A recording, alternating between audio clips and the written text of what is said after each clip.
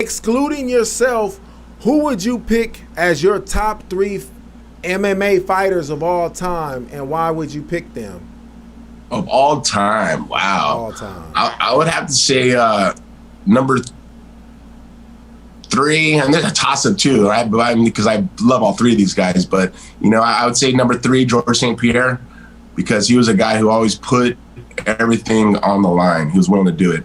Number 2, Anderson Silva, because he was one of the best 185-pounders in the world. He was slick. He showed with slickness and boxing skills, and he actually was in the Matrix pretty much. And then number 1, hands down, above all the rest of the 2, Johnny Bones Jones. He's one of the best in the world, man. He was one of the best light heavyweights ever graced the octagon, and he beat my record of the most title defenses, light heavyweight. But I'll give him the credit, man. The kid is a phenom. The guy's he's a monster, man. That guy, he's one of the best ever to grace the octagon for sure. Yeah, I agree with those picks. I might have changed the order around, but I definitely agree with those picks. Like, those are all top notch, and just the fact how long they held their belts and everything, they put on some streaks that is ridiculous in right. UFC. It's just crazy. And let's talk about who'd you say was number 1? Not Anderson. Johnny Bones Jones. Yeah, Bones Jones. Let's talk about him real quick, because he's definitely one of the greatest MMA fighters of all times. But say if I had to be on the other side of the fence, why is he not so great or whatever? And I'm gonna keep it to inside the ring too. He's isn't he 6'6", right? Yep, 6'6". His reach is 86 inches or 87 inches. Yeah, I mean, he's a specimen, man. That cat. So this is my only knock on him, and I want to bring this.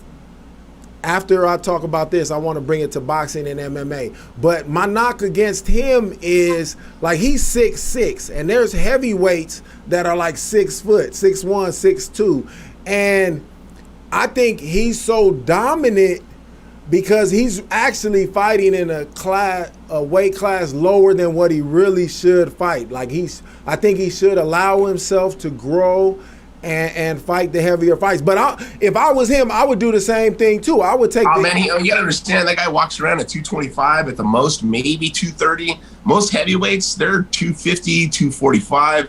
You're giving up that weight difference. I mean, in collegiate wrestling, that's a big difference. You're giving up 10 pounds. A huge difference you're giving up 20 and 30 pounds. I mean, that's a big difference. But Johnny Bones Jones, I mean, I made the 205-pound weight class. Used to be 199 before I was the champ, or when I was the champ, it was 199. When UFC got bought by Zuffa, they asked me what would be the perfect weight for me. I said 205. I walk around right now about 215.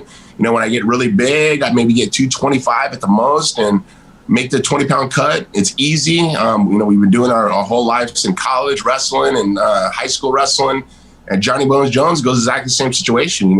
That's his weight class because that's his perfect weight.